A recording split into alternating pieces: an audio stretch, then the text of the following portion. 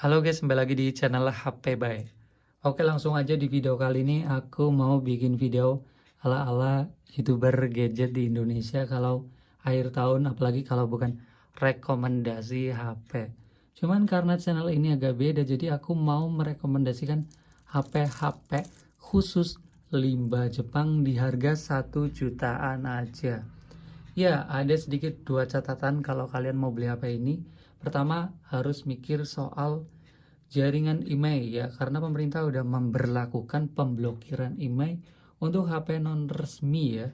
Itu memang kerasa dampaknya. Aku sendiri beberapa kali mengalami HP yang benar-benar jadi wifi only guys, setelah pemakaian beberapa minggu atau bulan kayak gitu. Terus yang kedua, jelas nyarinya nggak segampang nyari HP zaman sekarang, HP baru apalagi. Di sini nyari kondisi yang fit bener-bener agak susah.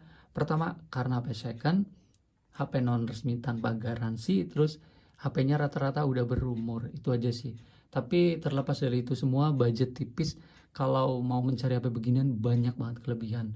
Ya jelas karena mantan flagship, HP dulunya belasan juta, sekarang cuma 1 jutaan aja. Dan ini bisa jadi alternatif buat kalian yang mau cari HP second limbah Jepang dipakai di tahun 2022 besok bentar lagi. Oke, yang pertama adalah Sony Xperia XZ1. Sony Xperia XZ1 sekarang harganya di 900 ribuan ya guys, sampai 1 juta lah. Jadi 1 juta benar-benar kecil, bisa kurang kalau kalian pinter nyari. Ya, XZ1 ini memiliki kelebihan menurut aku, dan ini bisa jadi salah satu HP limbah Jepang paling jadi standar minimal kalau kalian mau beli HP beginian. Karena di bawah ini tuh nggak enak ya, chipsetnya gampang panas, overheat, terus udah terlalu tua. Di XZ1 pakai Snapdragon 835, ini udah minimalis banget soal overheat saat kita aktifin kamera yang terlalu lama kayak gitu. Terus HP-nya juga nggak terlalu gampang panas dibanding yang di bawahnya kayak tadi. Di HP ini sudah bisa dibilang enak lah buat dipakai. Dari performa yang masih mumpuni banget, kamera yang masih bagus, bahkan aku pakai HP ini lama juga buat produksi video di channel ini. Terus layarnya masih enak banget, standar flagship. Kekurangannya cuma 2 guys menurut aku. Rasio layar masih cupu jadul 16:9. Terus baterainya memang kapasitasnya kecil, jadi agak boros. Screen on time yang aku punya ini di bawah 4 jam. Itu tanpa ngegame. Oke, selanjutnya HP yang kedua ini adalah XZ Premium. Iya, XZ Premium ini harganya di sekitar 1.100.000-an ya. 1.100.000, 1.200.000 kayak gini lah. Ya, memiliki kelebihan sedikit dibanding XZ1 menurut aku guys. Meskipun perilisannya sama-sama di tahun 2017. Tapi XZ Premium ini pertama jelas karena ini seri premium dari Sony. Desainnya itu jelas lebih premium ya, karena ini dari kaca dan itu kerasa mengkilap-mengkilap banget sih, asli mewah banget. Dan layarnya juga lebih gede dibanding XZ1. Terus resolusinya juga lebih tinggi, bisa sampai 4K. Terus baterainya juga lebih awet. SOT yang aku dapatkan, screen on time, bisa tembus sampai 5 jam. Itu udah termasuk awet guys untuk HP second, apalagi brand Sony Xperia yang terkenal kapasitas baterainya emang kecil. Selebihnya HP ini mirip-mirip dengan XZ1, performa sama, RAM internal sama, terus stereo speaker kayak gitu sih, mirip-mirip aja. Ini jadi pertimbangan lah menurut aku buat kalian yang nggak suka dengan XZ1. Cuman harganya sedikit lebih mahal, bahkan hampir sama dengan HP yang selanjutnya. Ini adalah Sony Xperia XZ2. Oke, aku cek dulu harganya sekarang. XZ2 sekarang harganya di 1 juta. Ngeri sih, emang ini HP harganya malah hampir mirip dengan yang lebih tua ini XZ1. Padahal HP ini itu speknya lebih tinggi dibanding HP itu, upgrade-nya kerasa banget. Dan mungkin ini bisa dibilang salah satu HP flagship 2018 termurah yang dapat kalian beli di semua brand, baik Sony, Sharp, Samsung, iPhone. Ya jelas ini lebih murah, paling murah. 1 juta bisa dapat flagship 2018. Ini banyak banget upgrade-nya guys untuk Sony Xperia itu sendiri. Pertama ya desainnya jelas udah udah berasa lebih premium sih menurut aku. Kaca meskipun agak aneh fingerprintnya di tengah, terus agak gendut ya, cembung kayak gini, tapi untuk pegangan ini enak banget guys. Terus layarnya juga udah 18:9, nggak kuno-kuno banget. Soal spek udah mumpuni banget, Snapdragon 845. Terus stereo speaker, kamera udah bagus lah ya, udah standar flagship. Terus kurangnya hanya pada bagian baterai. Cuman ini kalau aku bandingin dengan kelasnya Sony Xperia, ini salah satu HP Sony yang baterainya awet, screen on time bisa tembus di 5 jam. Bahkan memang sampai hari ini aku buat kebutuhan gaming juga aku pakai XZ2 karena baterainya lebih awet dibanding mantan flagship yang lain kayak gitu. Terus apalagi kekurangannya mungkin ya desainnya agak cupu gendut kayak gini ya. Selebihnya kekurangannya minimalis banget di XZ2 guys. Ini HP masih enak banget dipakai buat tahun besok, mungkin 2 tahun ke depan menurut aku HP ini masih nyaman.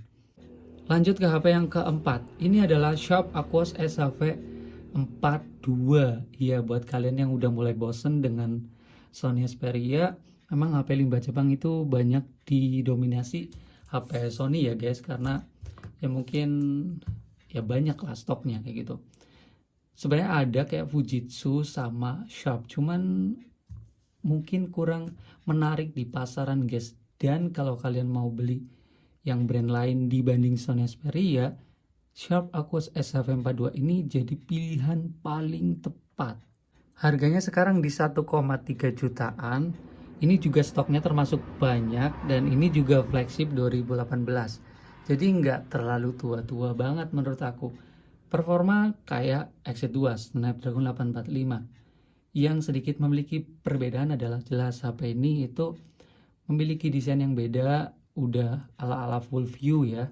Terus ditambah lagi ini fiturnya juga menurut aku lebih enak dibanding Sony Xperia series. Misalnya kayak mode gestur aja di Sony kan belum ada, di sini udah bisa. Jadi ini layarnya udah bener-bener kayak HP zaman now kayak gitu fitur-fiturnya. Terus ya kameranya menurut aku ini sudut pandangnya lebar banget, khas HP-HP Sharp Aquos, jadi kayak kamera action.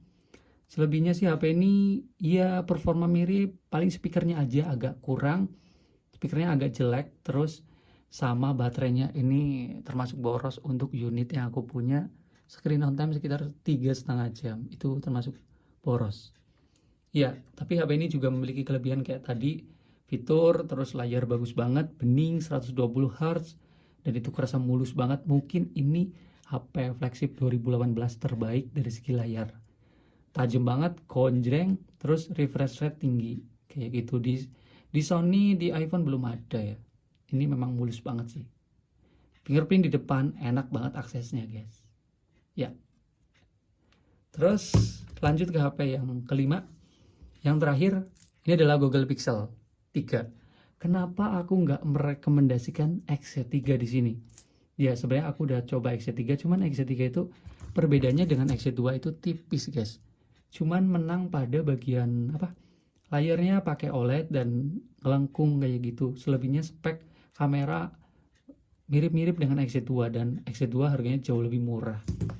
XZ3 soalnya harganya di 1,6 juta dan hampir menyentuh kayak Pixel 3. Ya, Pixel 3 harganya sekarang di 1,8 juta ya. Kemarin aku beli di sini, kalau kalian lihat ini seller HP ku Semarang. Pixel 3 ini memiliki kelebihan dibanding XZ2 ya. Pertama jelas soal masalah kameranya, Pixel memang good banget sih menurut aku. Aku sebagai user lama Sony, sekali nyoba flagship dari brand sebelah yaitu Pixel, kameranya gokil banget guys. Untuk foto mungkin akan aku ceritakan di video selanjutnya aja. Terus soal pengalaman penggunaan, user interface-nya juga ini Android murni banget asli, nggak ada aplikasi yang nggak penting. Aplikasinya minimalis dan fitur-fiturnya kekinian banget. Bahkan Androidnya juga bisa support ke Android 12. Gila nggak tuh, padahal HP ini keluaran 2018 ya. Fiturnya udah kayak HP zaman now. Layar udah OLED kayak XZ3, HP-nya compact banget, enak dipegang. Kekurangannya yang aku rasakan cuman kayak baterainya tipis. Baterainya emang agak termasuk poros, tapi aku belum pasti banget. Tapi ini baterainya udah termasuk kecil guys. 2900 mAh, spek flagship Snapdragon 845, layar OLED. Ya, kayak gitu. Terus HP ini, oh ya, kamera depannya udah ada 2 ya. Jadi bisa lebar kayak gitu. Ya, ini kameranya sih menurut aku gila, tapi ya kayak gitu sih. Ini rekomendasi HP 1 jutaan yang hampir mendekati 2 juta, tapi kalian akan mendapatkan experience yang banyak sih menurut aku. Ya, mungkin segitu aja yang dapat aku ceritakan sama kalian soal rekomendasi HP 5 Jepang 1 jutaan. Menurut aku HP ini salah satu rekomendasi terbaik di HP 5 Jepang 1 jutaan. Kalau menurut kalian gimana? Kalian bisa tulis pendapat kalian di kolom komentar. Kita ketemu lagi di video selanjutnya dan bye.